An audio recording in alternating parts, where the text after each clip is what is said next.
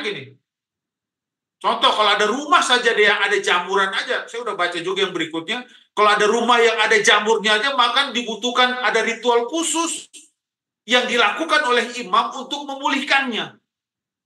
Nah, proses pemulihan ini dilakukan dengan tata cara yang sudah ditetapkan oleh Tuhan. Kalau kita baca nih pasal yang kelima ini, sangat detail.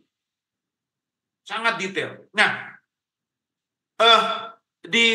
kalau kita baca di perikop ini, ada dua hal yang mau saya sampaikan. Kalau kita lihat di ayat 1 sampai 4 ini, sebenarnya Allah sedang berbicara tentang kebersihan dan kemurnian secara lahiriah atau secara badaniah.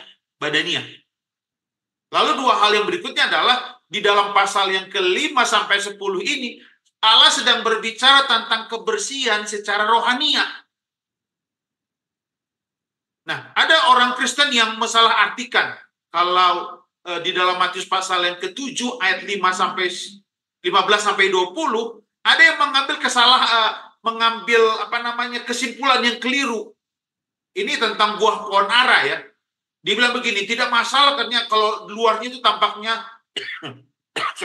luarnya tampaknya jorok atau jelek, tidak teratur, yang penting hatinya bersih. Ada yang tapi dia terjemahkan dengan hal yang keliru. Sebenarnya Allah justru berkenan pada kehidupan yang bersih, yang sehat, baik lahiriah maupun batiniah. Semua hal Tuhan mau. Kenapa? Karena gini, kalau ada sesuatu yang tidak baik atau kotor di dalam itu akan terpancar keluar. Jadi hidup yang benar di hadapan Allah itu tidak hanya berdampak pada kehidupan yang benar, bersih, tertib terhadap sesama, tetapi juga pada kehidupan di dalam hati. Jadi terpancar, kalau yang baik akan keluar pasti baik juga. Kalau yang kotor pasti akan keluar kotor juga. Nah, kalau dalam Bilangan pasal yang kelima, ayat 6, Bapak Ibu silahkan baca di rumah. Ini menyatakan bahwa kotor secara lahiriah ini menunjuk pada ketidaksetiaan manusia kepada Tuhan yang dikaitkan juga dengan perbuatan dosa terhadap sesama. Ini kita baca di ayat yang ke-6 tadi. Ketidaksetiaan manusia kepada Tuhan ini selalu dikaitkan dengan perbuatan dosa terhadap sesama. Banyak orang yang menganggap bahwa kotor secara lahiriah itu dapat dibersihkan secara lahiriah juga. Tapi bagaimana dengan kotor rohaniah? Bisakah dibersihkan dengan secara rohaniah juga? Mari kita perhatikan bahwa tindakan Allah ini, ya, dia menyediakan sendiri korban pendamaiannya. Dia menyediakan sendiri korban pendamaiannya dengan manusia, dengan menunjukkan apa? Dengan menunjukkan bahwa ia mau kita itu bersih, baik di dalam maupun di mana? Di luar. Atau secara batiniah dan juga rohani. Dia mau seperti itu. Jadi kita lihat ini ya, bagaimana Allah sangat-sangat detail. Bagaimana Allah sangat mau ada dalam kehidupan kita betul-betul bersih. Lalu kalau kita masuk kepada perikop yang kedua, ini tentang, kalau kita bicara tentang hukum ganti rugi. Jika seseorang ini dijahati oleh sesamanya. Nah, ini disebut juga dengan dosa yang diperbuat oleh manusia. Karena dosa itu sebenarnya sudah umum di antara manusia. Dosa manusia yaitu dosa terhadap manusia, demikian ayat ini dikatakan menurut sebagian orang. Nah, sebenarnya ini harus diterjemahkan atau kita pahami. Jika seseorang itu bertindak melewati batas, contohnya menipu saudaranya, ya, dalam satu perkara, maka harus itu dipandang sebagai pelanggaran terhadap siapa? Terhadap Tuhan. Yang merupakan pelindung apa yang benar dan menghukum apa yang salah. Ini kalau kita perhatikan, kalau kita baca ini cukup ketat. Di mana dituntut dan memerintahkan kita untuk berbuat adil. Nah sekarang, apa yang akan kita lakukan apabila hati nurani orang itu tersadar dan menuduhnya dan kesalahan yang semacam tadi ini? Ini membuktikan bahwa atau mengingat kembali tentang kesalahan itu walaupun ini udah lama dilakukan. Nah, apa yang harus kita lakukan? Pertama nih, ketika dia sudah melakukan hal seperti ini, yang pertama ia harus mengakui akan dosanya. Dia harus mengakui akan dosanya dan harus dia mengakuinya kepada Allah.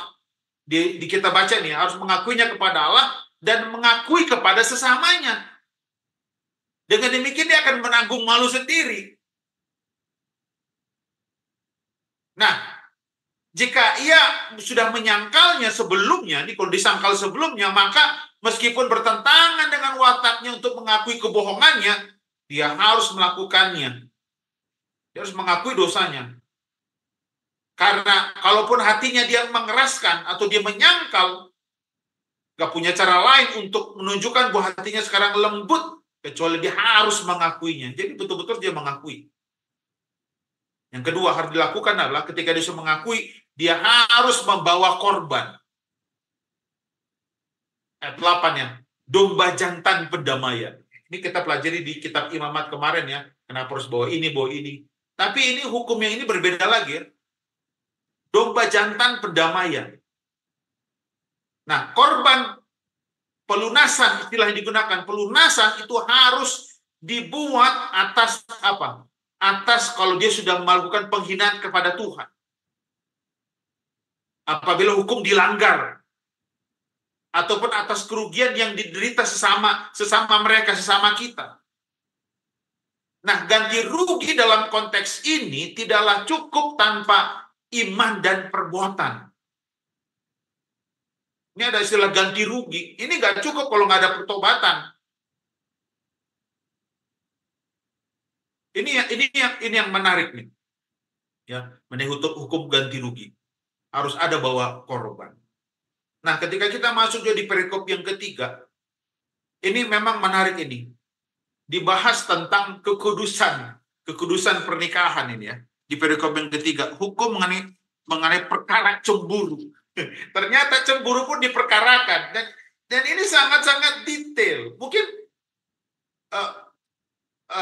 Mungkin kita bertanya ya, kenapa sih kok hal-hal seperti itu ada? Kekudusan dalam pernikahan ini penting untuk dipelihara.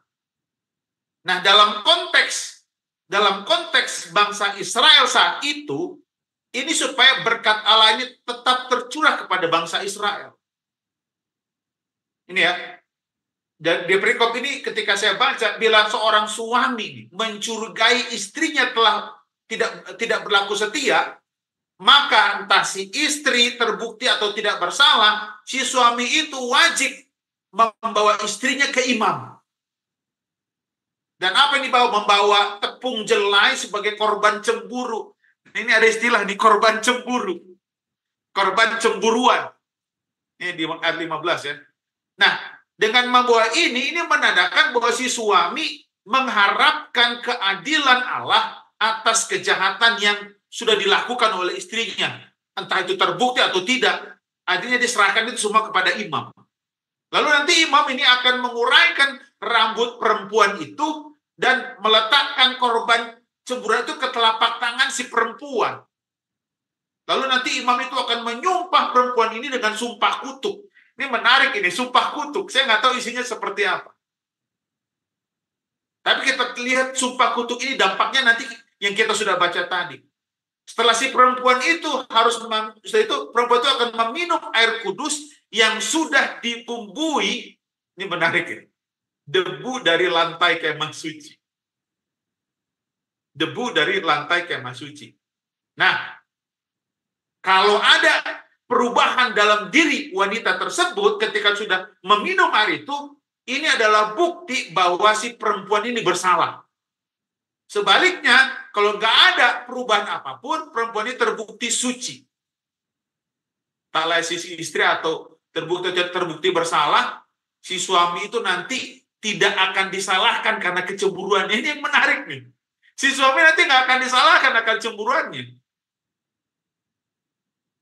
Mungkin bagi kita peraturan ini sepertinya kok berat sebelah ya. Kalau ada pengikut feminisme. Ini yang gadis-gadis ya, pengikut feminisme yang keras ini, gerakan wanita yang menuntut persamaan hak. Karena ada sekarang zaman emansipasi wanita. Ini pasti protes ini. Ini ketidakadilan gender ini. Apakah si istri ini berhak katanya melakukan hal yang sama kalau si suami sekarang peristiwanya dibalikkan? Apakah hanya istri saja? Apakah si suami nggak berlaku setia? Memang tidak. Kalau kita baca di dalam Alkitab memang tidak ada. Karena bangsa Israel ini mengikuti garis otoritas yang ditetapkan Allah. Bahwa laki-laki itu bertanggung jawab kepada Allah dan perempuan itu bertanggung jawab kepada suami atau ayahnya. Ini kalau dalam Alkitab. Dan peraturan ini merupakan pedoman bagi umat Allah dalam menangani masalah kesetiaan istri. Nah, kalau si suami tidak setia, ini dia, Allah sendiri yang akan menjadi hakimnya. Jadi nggak menghadap lagi imam, berhadapan dengan Allah sendiri. Anda boleh baca dalam Ibrani pasal 13 ayat 4. Allah sendiri nanti akan menghakimi. Jadi, apabila Allah sendiri yang menghendaki kekudusan pernikahan, tentunya pasangan suami istri yang sudah dipersatukan Tuhan itu harus apa? Harus saling menjaga kekudusan pernikahan. Nah, kalau kita tarik ini dari perikop pertama sampai yang ketiga, mungkin kita bertanya, ini untuk apa sih hukum kenajisan, penebus salah, bahkan hukum kecemburuan suami kepada istri dipapar di pasal 5 ini. Lalu apa hubungannya dengan kita umat-umat Tuhan? Memang kita agak bingung nih. Apa relevansinya hukum kecemburuan ini, si suami ini kepada istri yang dicurigai selingkuh? Tapi kita harus ingat ya, bahwa kalau kita lihat memang suami lebih dominan dari istri kalau zaman dulu. Tapi hukum pada waktu itu juga mengatur agar suami tidak bertindak sembarangan. Makanya kan si suami harus bawa kepada imam. Seandainya tidak ada hukum itu, mungkin dia langsung hajar si istri. Tapi si istri diberikan kesempatan untuk membuktikan bahwa ini tidak salah. Tapi apa sebenarnya relevansinya yang mau ditunjukkan? Nah, kalau kita lihat ada kata kunci.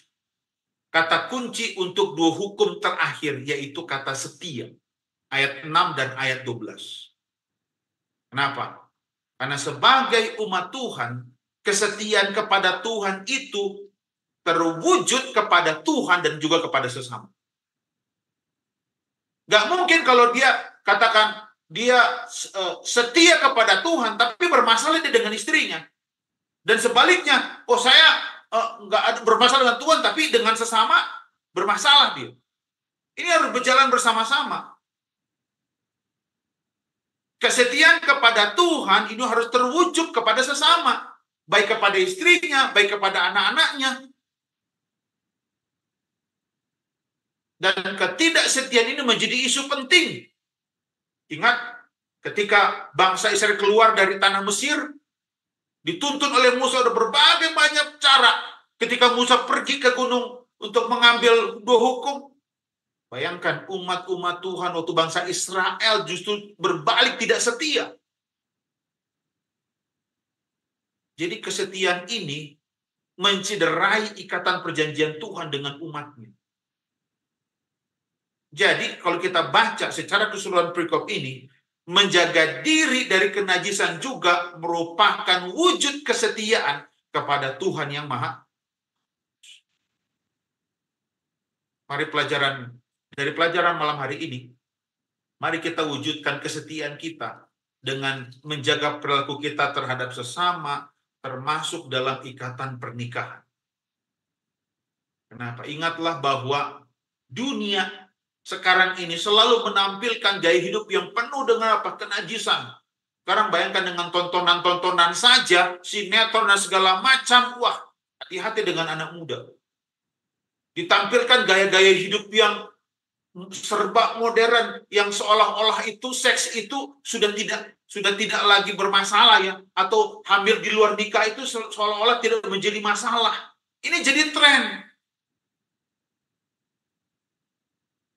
Bayangkan gaya hidup sangat hati-hati.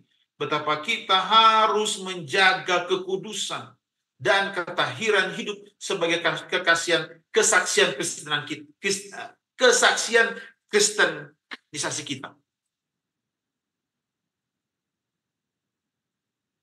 Hati-hati dengan apa yang kita lihat di media sosial. Wah, perceraian seolah-olah biasa, artis dan segala macam hanya diikuti.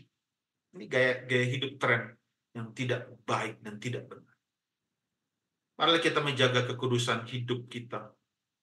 Dan ini mencerminkan kesetiaan kita kepada Tuhan.